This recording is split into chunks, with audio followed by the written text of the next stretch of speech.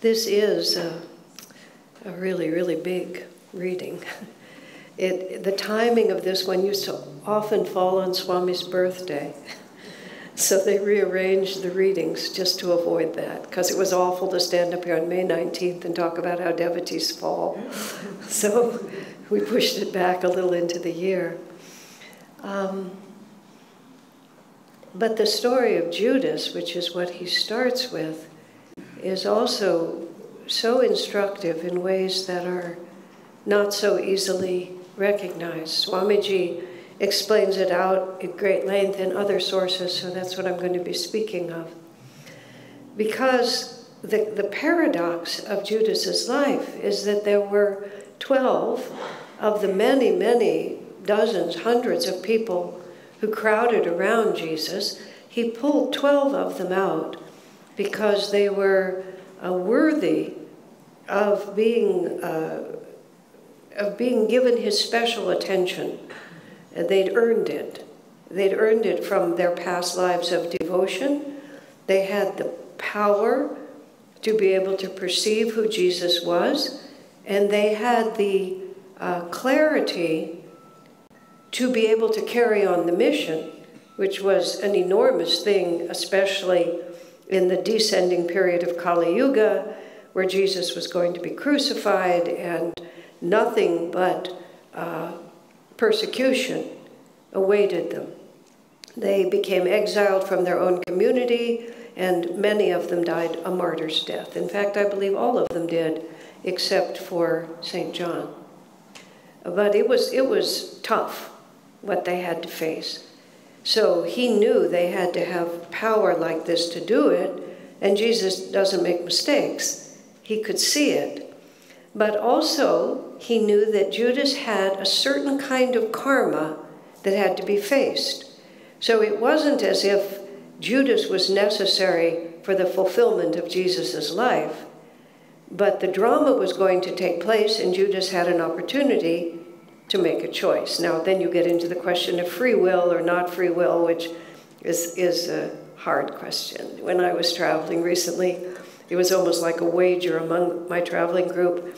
How many minutes before somebody asked me if there's free will or not?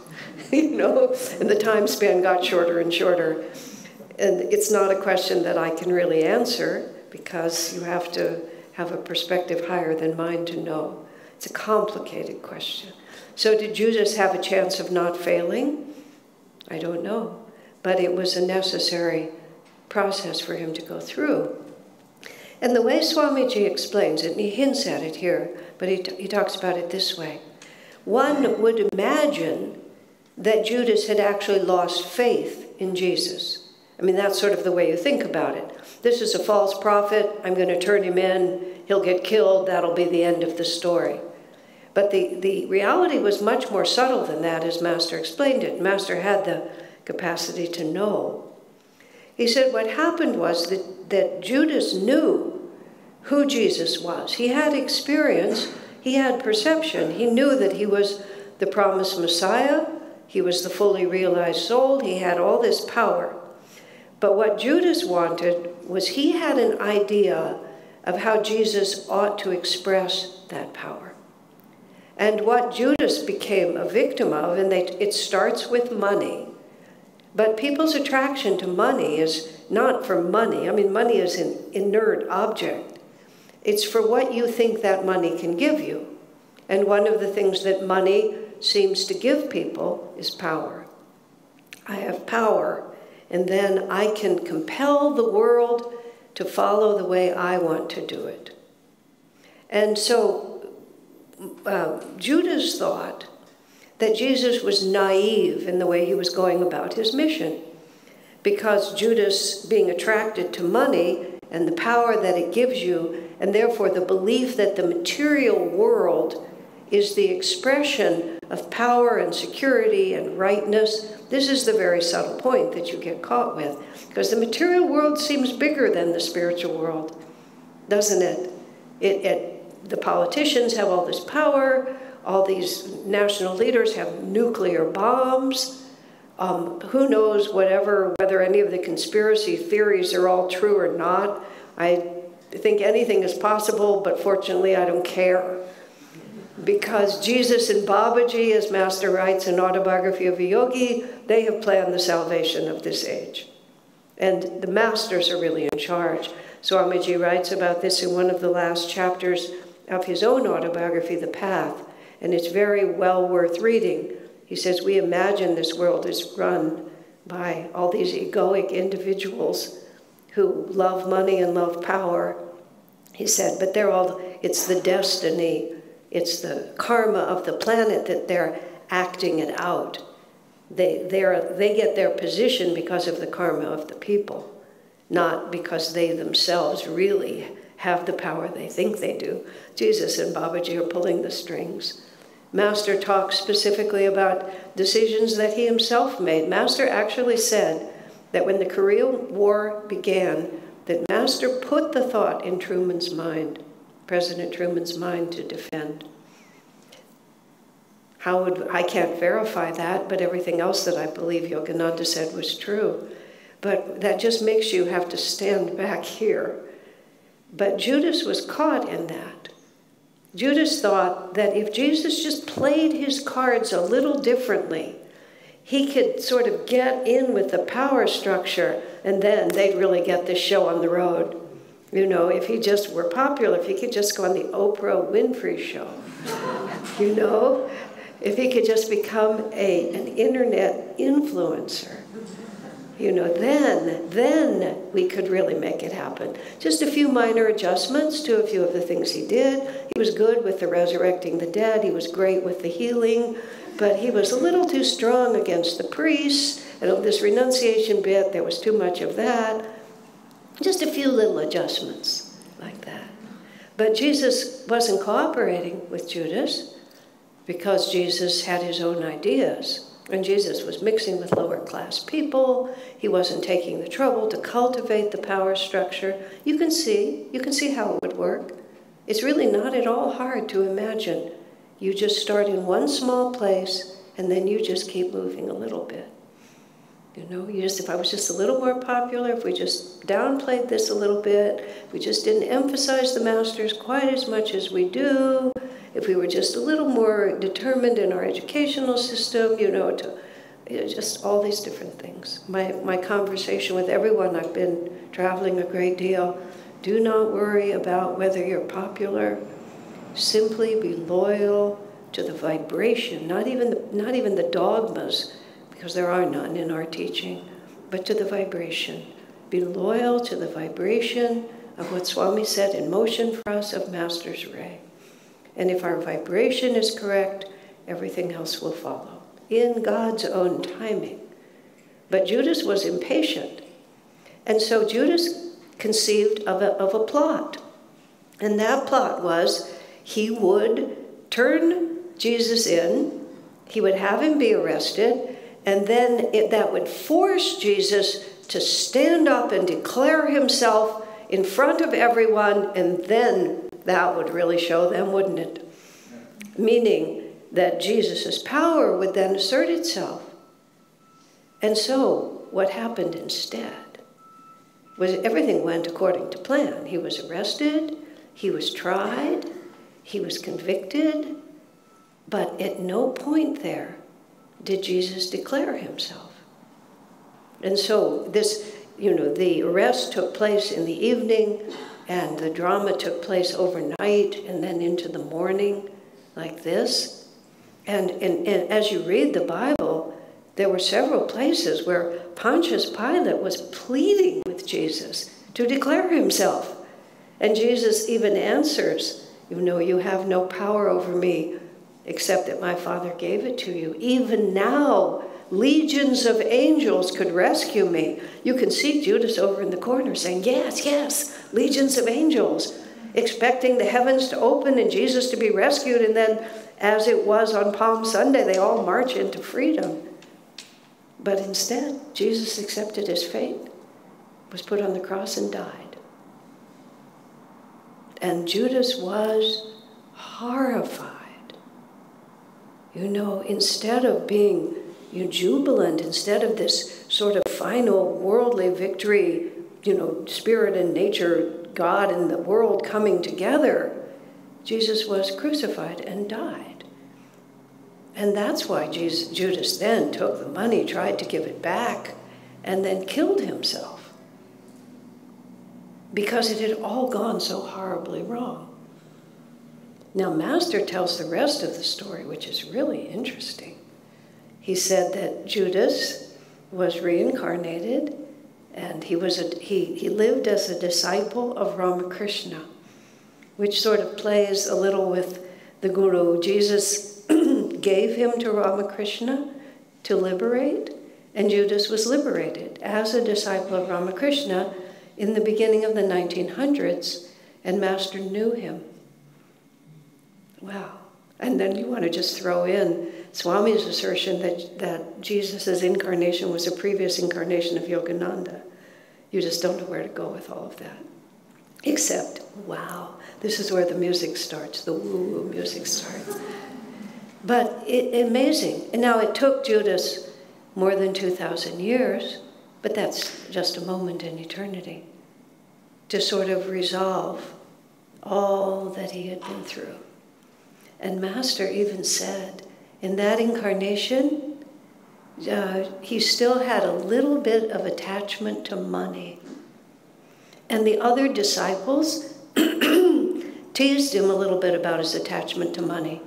And Ramakrishna said, no, leave him alone. And then said, he suffered enough for that. Wow. Quite a story, isn't it? There's so many parts of that are so amazing.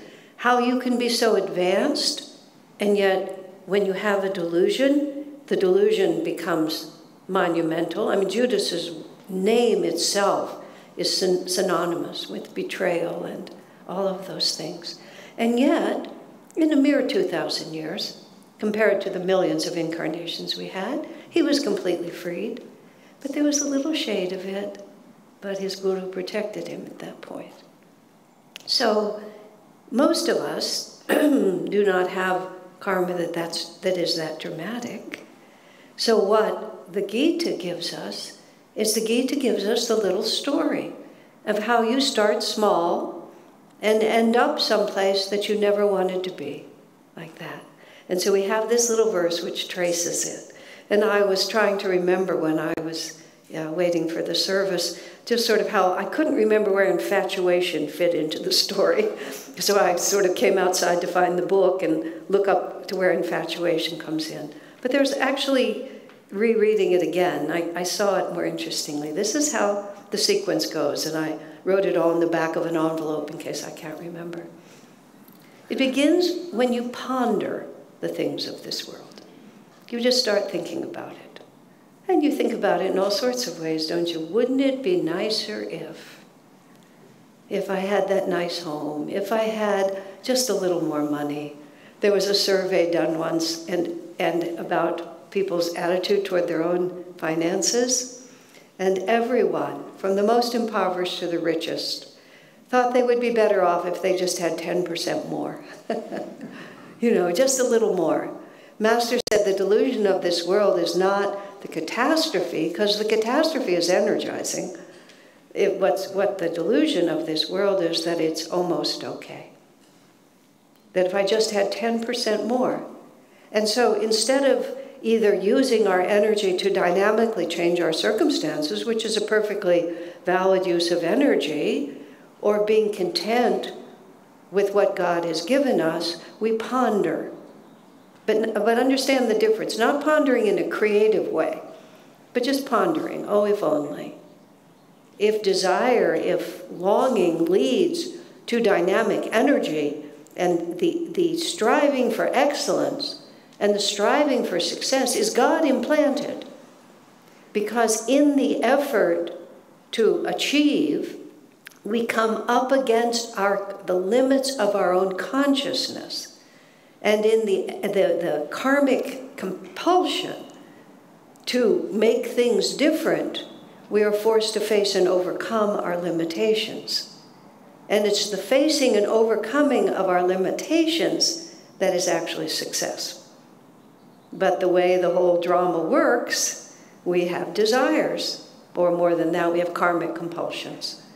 That we're just compelled to do things. We fall in love, we have a child, we have to raise the child, we have to educate the child, we have to find work, we have to succeed at our work, we have to husband our resources, we get illness, we have to overcome all that illness. And the result of all of that is the thing happens. But what really happens is we face and overcome our limitations. And that is the real purpose of what we're doing. Learn to love, to be courageous, to overcome fear, to put out energy, all of these wonderful qualities. However, when it goes awry, this is what it looks like. We ponder the material world. We ponder the things of the sense experience. And then we develop desires. I want. And then when we want, once again, instead of saying, whatever you want, Lord, thy will be done. And Jesus himself, before he was crucified, said, let this cup pass from me. But then he added a condition. He was praying, and he added a condition, but thy will, not mine, be done. And I always loved that Jesus had an opinion. And he had an opinion, and he expressed it without any hesitation. But then he added, because he wasn't impatient. So what it is, you ponder things, you desire them, and then when you desire them, you become impatient for their fulfillment. And when we're impatient, we don't work in a steady, solid way. Sri Yukteswar's, one of his definitions of tapasya, which is considered to be austerity, sacrifice, was patience. Tapasya is patience, which is if I really desire to have this goal, then I will patiently put one foot in front of the other. So it isn't the karmic compulsion, it's how we relate to it afterwards. I want to build a home, I want to have a family, I wish to have a career, I want to write books, I want to paint paintings, I want to learn to sing. So the patient application of willpower. I've thought about it, I desire it, but now I'm patient, and I therefore put out energy, or I become impatient. And why doesn't God send it to me? And if it's not God is not sending me, why aren't you giving it to me? Why is that conspiracy, that government conspiracy, keeping me down, whatever it might be? We become impatient for fulfillment, and then we become angry. Somebody is doing something to me that they shouldn't be doing, and I am furious about it. Okay? Then, after anger, and this is what I had to verify this morning, comes infatuation. And infatuation is an interesting word. We tend to equate it with love. We think, I'm just totally infatuated with that person. In the Gita, it's defined a little bit differently. Of course, these are all translations. But infatuation is the idea that this object alone and no other will satisfy me. And you see, we become angry, and then we become fixated. This is what I have to have. And that's how they define infatuation. It's moved a little bit away from love. It's that this is the only thing that will make me happy, and I have to have it. Obsessed might be a better word than infatuated for the way we use English now, but you see what it means. And then we just become fixed on it. There's Judas. Judas comes to believe, even though he knows how powerful Jesus is, that this is the only way Jesus' mission is going to be fulfilled. And he loses track of anything else. This is the way it has to be done. He can't think anymore of these other possibilities. And then, well, then let me just, for 1 second, I've lost the train here. Yes. When we become infatuated or obsessed with one item, one thought that's only going to be the thing we have to have, we forget the higher realities. We just become forgetful of the higher self. I think that I am incomplete unless this comes to me, and I've forgotten that I'm one with the divine, that the Master loves me, that I'm loved by God, and whatever is coming to me is exactly what ought to be coming to me. And there's Judas, with Jesus. He just lost track of the higher reality. And when we lose track of our own divine self, of the higher self within us, then we lose all discrimination. We just can't tell anymore what's true and what's not true. And that is the awful word, the annihilation of our spiritual path. But you see how at every step of that, it's not mysterious. This is why I'm spending this time really I've been going through this for years and years, and today I really could see it. At any stage, this can be reversed. At any point, we can see, oh, I've just gotten lost, until we have completely lost our discrimination. Then our spiritual life is annihilated, but only temporarily. I mean, it's hard to imagine losing your discrimination more terrifically than Judas did. And in the end, he was freed. Just, what does it matter? Because all of us go through this. This is why the Gita can talk about it. I think about it, I want it, I'm impatient to have it, I'm angry that I don't have it, I become obsessed with getting this. I forget that I am one with the infinite. I can't tell right from wrong anymore. I can't tell light from darkness. And then let's just write off another one, then we'll start over again next time, you know? But that's all that happens. That's the other side of it, you see. That's all that happens. We just get to suffer a little more. We never go to hell. There is no such thing as hell in the way it's traditionally presented. Swami said the reason they talk about hell being eternal is because that's what it feels like when you're in it. But it isn't. There was even this beautiful story from this woman who tried to take her own life and actually went all the way into the astral world, but then came back. And she was in a place where people who had taken their own lives were sent to, or where their vibration drew them is more accurate. And they were collectively, as she was at the time, in a state of despair. And that state of despair manifested as, you know, the collapse of the spine, the unstringing of the bow in the Mahabharata. You just collapse like this, and they're all just looking down in this state of despair. She was there with them all, feeling just like them. And she had never been a religious person. The story is remarkable. She'd never been a religious person.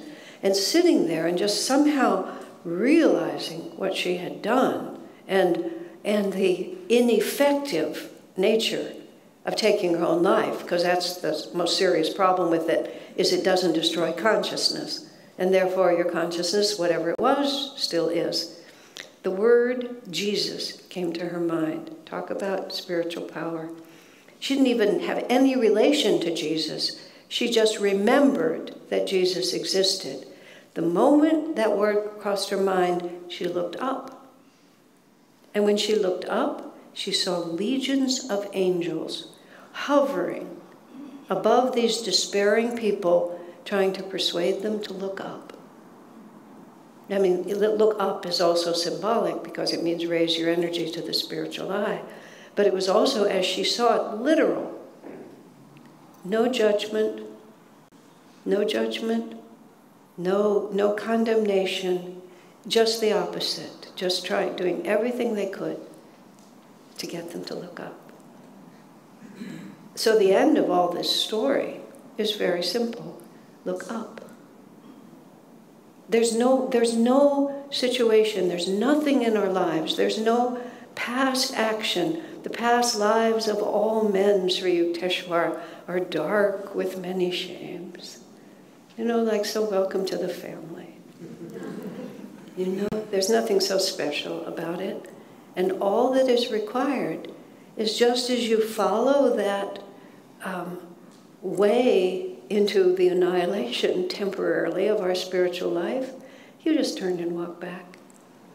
At one very minor moment in my own life, I'd gotten myself really out of tune, just in this process, you know, thinking about things, becoming obsessed with things, becoming upset, angry, and forgetting, all that, just normal. It wasn't huge, but it was big for me. And I was feeling very down about it. And then suddenly I just had this picture in my mind. Oh, I just conducted a series of actions and attitudes and thoughts, and basically, here's attunement. And I walked out of attunement. And I realized I just have to turn and walk back. You know, in the moment, when I was feeling that despair, it all seemed so big and so impossible. But then it was obvious. I just took a wrong turn. Just turned back. And thus, the finishing of the story of Judas, which is what Master did for us, all we know is that he, from the Bible, he committed suicide, and it was just so horrible. The whole thing was horrible. But Master said, oh yeah, but then he became free. And once you're free, all of it, you realize it was just play of light and shadow. Vanish the veils of light and shade, Master says. So the end of the story, even of Judas, is rejoice. Jesus said to his disciples, because you love me, the world will hate you, he said. He was warning them of what was coming. But then he says, but be of good cheer, I have conquered the world. That is one of my many favorite phrases from the Bible. He didn't even, it wasn't even ringing of gongs and bells and, oh ye, listen, oh great ones, I speak from the mountain. He said, be of good cheer. The world will hate you, but what he also meant by that was you will never belong. You will never belong to that world.